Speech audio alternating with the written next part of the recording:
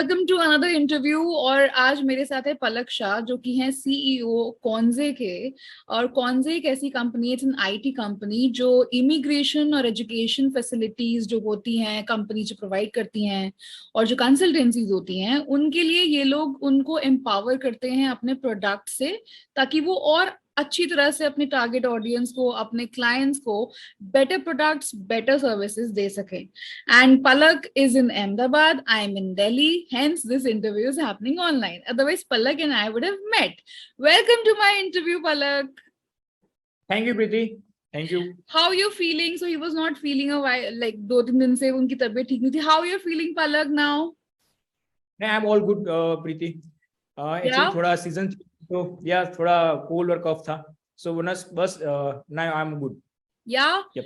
और ये पलक का ना पहला इंटरव्यू भी है, तो guys cheer him up in the comment section and also do watch him speak and do encourage him to talk more to me. Okay Palak, so here we go. कॉन्जे कैसे establish हुआ और आपके mind में कैसे आया कि आपको कॉन्जे company बनानी है? What was the thought process behind it? Yes, Preeti. Actually, I was a software developer और मेरा काफी अच्छा एक्सपीरियंस प्रोडक्ट को डेवलप करने में, वेब एप्लीकेशंस डेवलप करने में मेरा काफी अच्छा एक्सपीरियंस रहा हुआ है। साथ साथ मेरी एक्सपर्टीज भी ये रही कि कस्टमर की रिक्वायरमेंट, नीड्स जो होती है ना, वो मैं बहुत अच्छी तरह से उसको ड्राफ्ट कर सकता हूँ और उसको एप्लीकेशन में कन्वर्ट कर सकते हैं। अच्छा। साथ साथ में जैसे मेरी मुलाकात धर्मेंद्र से हुई है, we are a school friend, और एक्चुअली वो एजू इमिग्रेशन के अंदर काफी टाइम से काम कर रहे हैं, उसका एक्सपीरियंस भी काफी टाइम से रहा हुआ है इमी एजुकेशन इंडस्ट्रीज के अंदर। और हमने 2018 के अंदर डिसाइड किया कि let's start the one company at the concept together. और हमने कुछ प्लान किया था कि हम ऐसी कुछ प्रोडक्ट्स डिजाइन करें कि जो एजू एंड इमिग्रेशन इंडस्ट्रीज को है वो एम्पावर करे। ओके। और क्योंकि ये क्या होता है कि हमारा एक्सपीरियंस ये रहा हुआ है कि काफी ऐसी स्मॉल एंड मीडियम कंपनीज होती है जो टेक्नोलॉजी का बेनिफिट्स नहीं होता उनके पास, और जिसके कारण वो अपने बिजनेस को स्केल नहीं कर पा रहे। और जैसे कि इसी वजह से उनकी जो ऑपरेशंस होते हैं डेली, वो सिंप्लीफाई नहीं होते, प्रोडक्टिविटी नहीं निकल आती और उनका बिजनेस भी ग्रो नहीं होता है। धर्मेंद्र आपके, जैसे आपने मेंशन किया, आपके को फाउंडर हैं, if I am not wrong? नहीं, he is a founder of the concept. Okay, founder हैं और आपने उनके साथ मिलकर कौन से शुरू करा है? बिजनेस किया, yes, started business 2018। Okay. So with that mission to empower the agents so they can expand their business horizons, simplify their operations, scale their productivity, और उनका बिजनेस और ज्यादा अच्छा ग्रो हो, उसी कारण मैंने और धर्मेंद्र ने साथ में मिलकर कॉन्सेप्ट स्टार्ट किया। तो कैसे रहा अभी तक का सफर आपका? 4 साल हो गए हैं, बीच में लॉकडाउन भी था, कोरोना भी आ गया था, तो कैसे सफर करा बिजनेस ने? या फिर आपने you were able to match up to the situation? How did you cope up? Covid time का हमने अच्छे से बेनिफिट लिया है, क्योंकि उस ड्यूरेशन के अंदर हमारी प्रोडक्ट को बिल्ड करने में हमें बहुत ही अच्छा सा बेनिफिट मिला है। Okay. उस टाइम हम प्रोडक्ट को अच्छे से बिल्ड कर रहे थे, कुछ टेक्नोलॉजी एडवांसमेंट भी इसके अंदर आए। इवन कोविड टाइम के अंदर जो एडटेक कंपनी थी, उन्होंने भी काफी टेक्नोलॉजी एडवांसमेंट किया है, और साथ साथ में उसका बेनिफिट हमने भी अपने प्रोडक्ट के अंदर लिया है।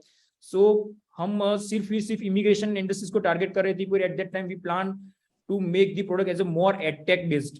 सो कहीं ना कहीं पे हमने कोविड का भी वो बेनिफिट लिया। Yes, the time was the challenging, काफी अप एंड डाउन हुए, इंडस्ट्रीज के अंदर भी सर्वाइव करना भी हमारे लिए थोड़ा डिफिकल्ट था, but yes we crack that phase and we are strongly believe in a team work. That time the team is supported us lot. कितनी बड़ी टीम है आपकी? कितनी बड़ी टीम है हमारे आपका? अहमदाबाद में ही ऑफिस है? यस, हमारे अहमदाबाद में ऑफिस है, और 150 प्लस हमारे पास सॉफ्टवेयर, मार्केटिंग, सेल्स सभी के मिला के 150 प्लस। अच्छा, that's a big team actually. Yes. Right. You are a startup basically and still you have you've grown pretty well. तो आपके इतने clients हैं that you are able to you require that kind of team for the clients? See, हमने 2020 के अंदर after the Covid हमने start किया था मार्केटिंग और सेल्स, और हमारी कुछ फ्लैगशिप प्रोडक्ट्स थी, हमने उसको लॉन्च किया था। उसके बाद धीरे धीरे हमारा क्लाइंट बेस बढ़ रहा है, और हम कह सकते हैं कि हमने काफी अच्छा मार्केट कवर किया है फॉर द फ्यू। तो आपके क्लाइंट्स बेस लार्जली लोकल हैं अहमदाबाद बेस्ड हैं या इंडिया बेस्ड हैं, किस इंडिया तरह? बेस्ड और Australia based, India based Australia based. Pan India and Australia. Okay, और आपकी स्पेशलिटी क्या है पलक? एक्चुअली मेरी खुद की स्पेशलिटी की बात करूँ तो I am a good in product development and design, क्योंकि मेरा आईटी बैकग्राउंड रहा हुआ है, तो ऑफ कोर्स कुछ ही चीज को ज्यादा से ज्यादा रिसर्च करना, जैसे मैंने कहा कि बिजनेस की नीड एंड एक्सपेक्टेशंस को मैं ज्यादा अंडरस्टैंड कर सकता हूँ, इसके बेस पे प्रोडक्ट रोड मैप क्रिएट करना, सॉफ्टवेयर आर्किटेक्ट करना, डेवलपमेंट करना, यूआई यूएक्स जो यूजर फ्रेंडली यूआई बनाते हैं, right. So all those are the जो प्रोडक्ट डेवलपमेंट के एस्पेक्ट होते हैं उसमें मेरा अच्छा सा स्ट्रेंथ है, दैट्स मेरी वेरी स्पेशलिटीज है। इंटरेस्टिंग। कितने साल का एक्सपीरियंस है आपका जो अब आपके काम आ रहा है आपकी कंपनी में? एक्चुअली मेरा मोर देन 15 इयर्स मेरा एक्सपीरियंस रहा है, 15 इयर्स का। कि आपके 15 साल का एक्सपीरियंस है, इतना आपने यस, एक्सपीरियंस ले लिया कि आपको फाइनली लगा आप एंटरप्रेन्योर बन सकते हो? Yup yup yup. क्यों ऐसा कॉन्फिडेंस कैसे आया आपके अंदर? बिकॉज यूजुअली आपने जॉब्स करी होंगी आई एम श्योर इससे पहले। जी, मैंने एक ही कंपनी के अंदर जॉब्स किया है, अच्छा। जॉब की है, और उस कंपनी के अंदर स्टार्टिंग से लेके एंड तक होल एंड सोल रिस्पॉन्सिबिलिटी मेरी ही रही थी। मतलब जबकि जैसे कि कोई एक software develop junior software developer से लेके टीएल से लेके एज जब मैंने छोड़ा था तब मैं प्रोडक्ट लीडर था, सो ओके। प्रोडक्ट मैनेजर की मैं लास्ट में था। तो वहां पे मेरी काफी ऐसे एक्सपीरियंस रहा हुआ है कि टेक्निकली डेवलपमेंट से लेके कस्टमर फेसिंग को लेके बिजनेस के नीड को लेके एक बिजनेस को किस तरह से रन किया जाता है, प्रॉफिटेबिलिटी, स्केलेबिलिटी, ग्रोथ, सभी एस्पेक्ट को मैंने बहुत ही अच्छी तरह से एक्सप्लोर किया था। और आई एम सो लकी कि मुझे उस टाइम उस कम टाइम के अंदर, कम एज के अंदर मुझे ये सभी अच्छा सा एक्सपीरियंस मिला है। तो आपको डर नहीं और लगा उसके मैं बाद एंटरप्रेन्योर अगर बनूंगा तो मेरे पास हर महीने तो पैसे नहीं आएंगे, सैलरी नहीं आएगी, ऊपर से मुझे सैलरीज देनी पड़ेंगी? तो आपको वो डर नहीं लगा कभी? आपको लगा नहीं कि नहीं यार रहने देते हैं जॉब ही ठीक है? नहीं नहीं, ऐसा कोई फियर नहीं था एक्चुअली। मतलब एक माइंडसेट रहता है कि जब बिजनेस स्टार्ट करते हो तो you have to first invest, so इतना आपको थोड़ा फाइनेंशियल बैकअप एंड रिस्क के साथ चालू करना पड़ता है। और even in IT company almost outsourcing का बिजनेस जो रहता है उसके अंदर आपको क्लाइंट पहले ही मिलते हैं, उसके बाद ही आप जॉब छोड़ते हो, और हाँ, उसके बाद क्लाइंट मिलने के that's a bad sensible thing gradually to do. ही यस, सो उसके अंदर आपको ग्रेजुअली आपकी इनकम एक स्ट्रीम चालू ही रहती है, कभी ऐसा ब्रेक नहीं होता जनरली। और आप जब कस्टमर की नीड को अच्छी तरह से जानते हो और उनको डिजायर आउटकम जब डिलीवर करते हो, सो आपके वो लॉन्ग टर्म क्लाइंट्स बने रहते हैं। सो और उसके अंदर कहीं कभी भी इतना बड़ा रिस्क नहीं रहता कि आप मतलब उनको बीच में छोड़ दो या फिर वो आपको छोड़ दे। तो क्लाइंट्स सो किस दैट्स द तरह से मेन। आप अप्रोच करते हो? किस तरह से आपने अपने फर्स्ट सेट ऑफ क्लाइंट्स आपने कैसे बनाए? मेरे कुछ रेफरल्स ही क्लाइंट बने थे फ्रेंड्स के थ्रू ही, और बाय लक ऑस्ट्रेलिया के ही मेरे 2-3 क्लाइंट्स थे। और ओके। उस टाइम मेरी धर्मेंद्र जो फाउंडर है कौन से के, सो उनसे भी मेरी डिस्कशन चलती रहती थी। एक्चुअली उसने मुझे थोड़ा पुश किया था कि चल बिजनेस स्टार्ट करते साथ में, पर at that time I am not ready in mentally state की okay, actually okay let's start the business, let's start but the now you business. Feel you have taken a good decision? Yeah, of course. I'm enjoying my job, enjoying the love, what I'm doing.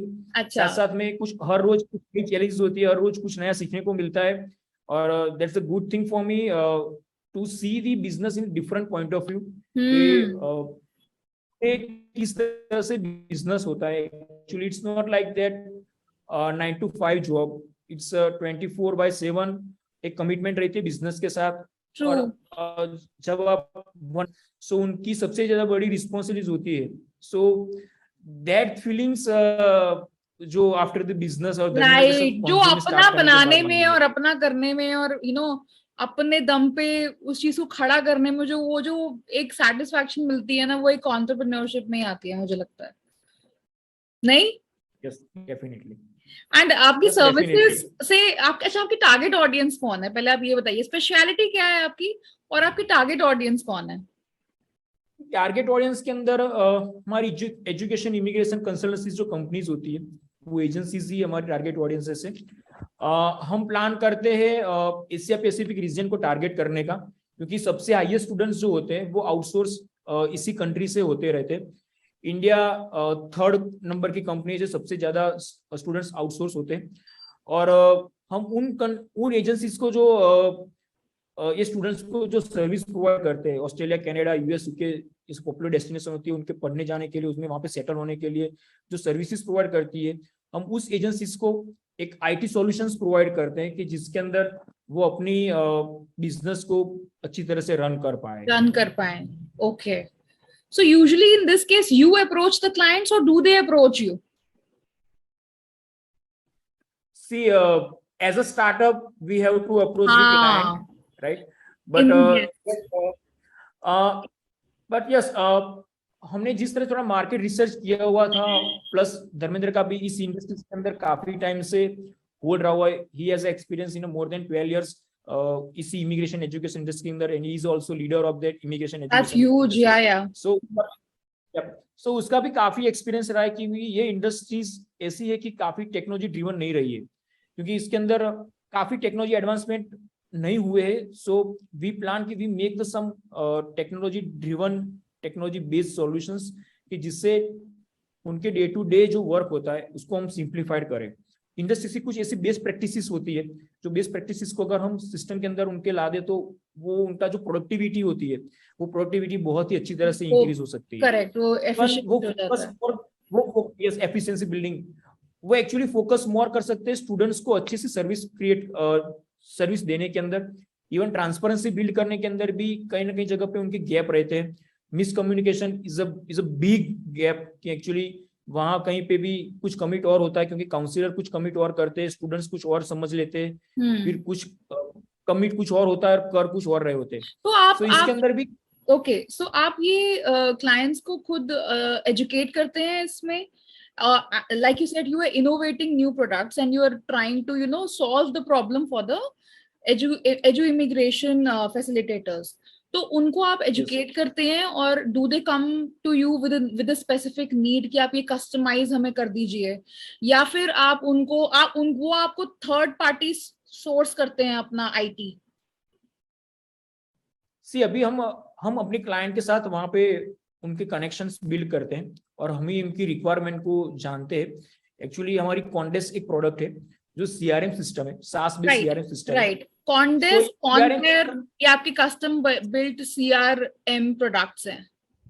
Yes, so कॉन्डेस्ट के अंदर हमारी CRM system है, जिसके अंदर customer की जो day to day task होते हैं, एक्टिविटीज होती है उसके एजेंसीज के अंदर, जैसे लीड होती है तो लीड को एंटर करना, उनके डॉक्यूमेंटेशंस को मैनेज करना, उनके साथ साथ उनके फॉलोअप्स होते हैं, उनके अपॉइंटमेंट होती है, ऑफिस विजिट होती है, उनके जो ह्यूमन रिसोर्स होते हैं उनको मैनेज करना। सो ये काफी सारी एक्टिविटीज होती है, वो एक्टिविटीज को हम एक सीआरएम सॉफ्टवेयर के अंदर हम ला के रखा हुआ है, जिससे वो अपने बिजनेस को एक राउंड द क्लॉक वो चला सकते हैं विदाउट द मैनुअल इंटरफियर।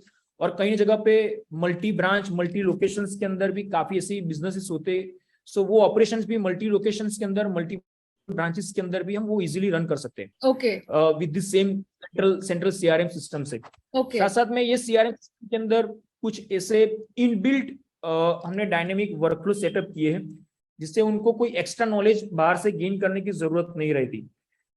जैसे कि स्टूडेंट एडमिशंस वर्कफ्लो रहता है, स्टूडेंट वीजा का वर्कफ्लो रहता है, इवन अदर इमिग्रेशन वीजा जो पीआर और उनके लिए रहता है, टेम्पररी और पीआर के लिए, तो हमने वो सभी भी जो डायनेमिक वर्कफ्लो होते हैं, वो प्रोसेसेस होती है, वो सिस्टम के अंदर ऑलरेडी इनबिल्ट करके रखा हुआ है। ओके, सो सिस्टम ही उनको ड्राइव करती है, जो स्टेप बाय स्टेप्स जो होते हैं इंडस्ट्री की जो बेस्ट प्रैक्टिस होती है, साथ साथ में we provide some guidelines, some manuals, some training program. Right, I was actually coming to this. आप जाकर उनको ट्रेन करते हैं कंपनीज में जाके? यस, ये एक्चुअली ऑनलाइन वर्चुअल हमारे पास कुछ प्री रिकॉर्डेड वीडियोस भी रहते हैं, और प्लस हमारे प्रोग्राम्स भी रहते हैं, वेबिनार्स भी हम कंडक्ट करते रहते हैं ग्रेजुअली, टाइमली। सो हम उनको अवेयर करते हैं about the industries best practice क्या होती है, कौन सी गाइडलाइंस होते हैं, इमिग्रेशन के अपडेट्स क्या रहते हैं।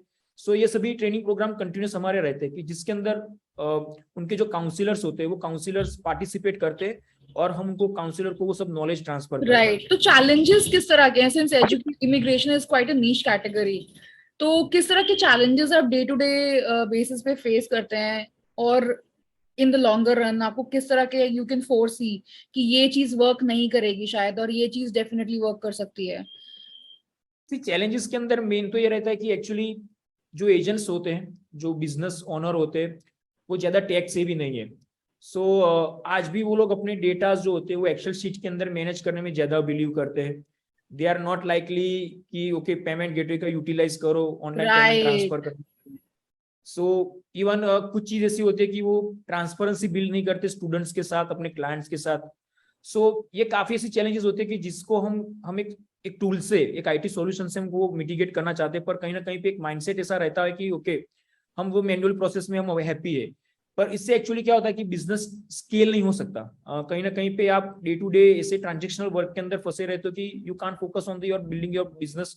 और कहीं ना कहीं पे ये इम्पैक्ट करता है कि अपनी क्लाइंट को जो सर्विस प्रोवाइड करते हैं कस्टमर सर्विस के अंदर भी बहुत ही अफेक्टेड होता है. सो चैलेंजेस में एक तो ये होता है. सेकंडली चैलेंज ये था कि उनके पास कोई ऐसे बेस्ट प्रैक्टिसेस नहीं होते.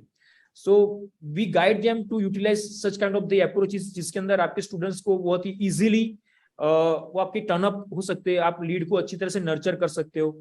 लीड के अलग अलग डिफरेंट स्टेजेस के अंदर आप अपने पोटेंशियल क्लाइंट्स को एज अ प्रोस्पेक्ट क्लाइंट बना सकते हो.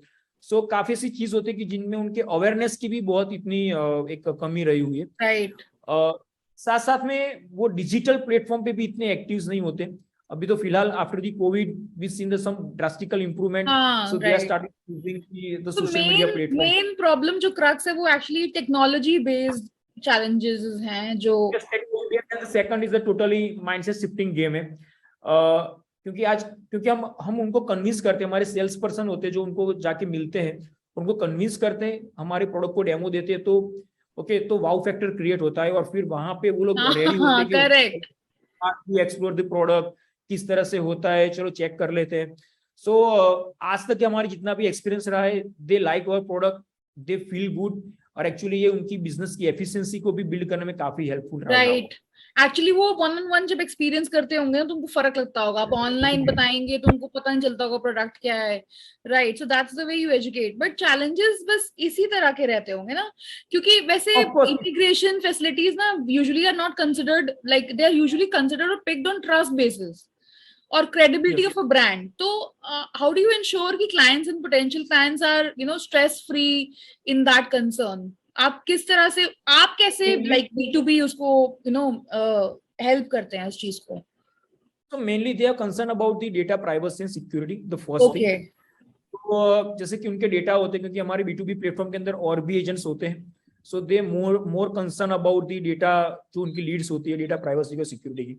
So we already defined your system architect is like on the AWS. हमारा पूरा इंफ्रास्ट्रक्चर AWS के अंदर हमने सेट किया हुआ है, जिससे सिक्योरिटी ऑलरेडी इनबिल्ट सिस्टम के अंदर है. डेटा की प्राइवेसी के लिए, डेटा प्राइवेसी के अंदर भी हमने काफी ऐसे इंक्रिप्शन मेथोडोलॉजी यूटिलाइज की है. सो हम डेटा ओपन स्टोर नहीं करते अपने अंदर. For example the date of birth और different kind of personal information जो होती है वो हम इंक्रिप्ट करके अपने डेटाबेस के अंदर स्टोर करते हैं. आपके पास डेटाबेसेस रहते हैं उनके? यस, हमारे पास भी डेटा इंक्रिप्टेड रहते हैं. हमारे कोई काउंसलर, मतलब हमारे कोई एजेंट्स, सपोर्ट टीम, वो सभी डेटा को वो चेक नहीं कर सकते. अच्छा, only the client can check the database.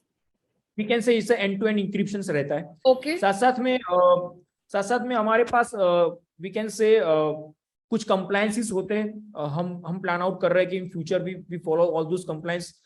Even we recently acquired the ISO certified 9001 और ISMS का जो 27001 है, वो भी हम रिसेंटली हम प्लान आउट कर रहे हैं कि वो भी हम अपनी सिस्टम के अंदर इनकॉर्पोरेट करें. So also we follow some compliance as well. So इससे एक ट्रस्ट बिल्ड हो सकता है. हम उनको एक एश्योरेंस दे सकते हैं कि आपके डेटा जो है वो सिक्योर है हमारे प्लेटफॉर्म के अंदर. Right, because it is the data game at the end of the day, right? Data से ही बिजनेसेस चल रहे हैं, डेटा नहीं तो कुछ भी नहीं. तो you are that one person trust factor.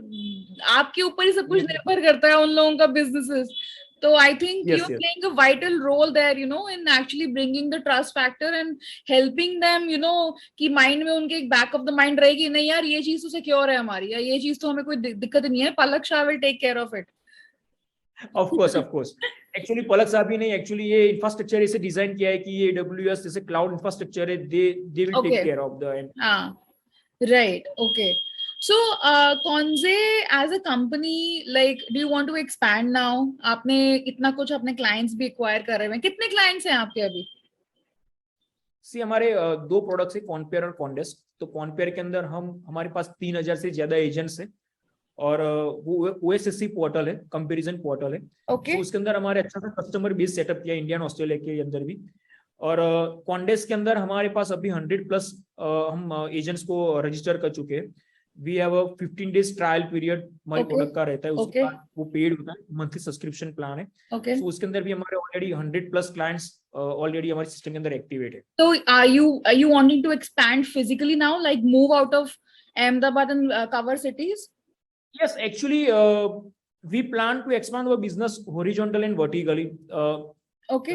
Meaning like कि horizontal it means हम उसको different cities के अंदर भी हम पैन इंडिया कवर करने का ट्राई कर रहे हैं। We expand our sales and marketing footprint in a different locations, majorly cities, Punjab, Delhi, Bombay, even south side region के अंदर भी हम एक्सपांशन प्लान कर रहे हैं। और आप ऑफिसेस खोलने वाले हैं? आप ऑफिसेस खोलने वाले हैं या वहाँ पे ऑनलाइन सर्विसेज आप प्रोवाइड करेंगे? अभी हमारी एक्चुअली आईटी सॉफ्टवेयर है, तो आई डोंट थिंक कि हमें कहीं पे वो फिजिकल प्रेजेंस की जरूरत है। Okay, understood. जस्ट डेवलपमेंट के लिए we plan in Hyderabad in the future, but sales and marketing I think it's a quitely possible the virtually almost. Okay. और साथ साथ में हमारा ग्लोबलाइजेशन का भी थोड़ा प्लान रहा हुआ है, क्योंकि यस ऑफ कोर्स ग्लोबली आप क्या कर रहे हैं? So we plan to open the one offices in the Nepal. Even we have to plan in the Dubai and Canada as well. Acha. So basically, guys, those who are into Edu immigration services, now Conze is going to be in Nepal and which all Dubai and Canada. Yep. Yeah. So they're going to be there as well. Australia में already हैं and yes. वहाँ पे इनके partner मतलब इनके जो founder हैं कौनसे के धर्मेंद्र, वो ऑलरेडी हैं वहाँ पे, और अहमदाबाद में और इंडिया में पलक हैं। So if anybody wants to get in touch with you, how can they? Okay, of course actually website पे ऑलरेडी हमारे पास है। इवन वहाँ पे आप ईमेल कर सकते हो support@concept.com पे। श्योर। एंड लिंक्डइन पे आप होंगे जरूर, तो people can reach out to on LinkedIn. LinkedIn पे एक्टिवेट है और मेरा इंस्टा अकाउंट भी है। Oh, okay. So anybody who wants to reach out Palak for business in future can also always do that. And if anybody wants to gain any knowledge from Palak, that also can be done on his LinkedIn. And thank you so much, Palak, for talking to me today. And I think it was a great interview where Palak was able to share so many things about his journey and company. Or I was looking forward to do this from a very long time with Palak, and today we got the time. And thank you so much, Palak, for your availability. And this is it, guys. I hope आपको ये interview as always मेरा पसंद आया होगा. Do subscribe, share, like this not just interview but also my channel, and सबके साथ share करिए. All right then, thank you so much. Bye bye. Thank you, Preeti. Bye. Bye. Thank you.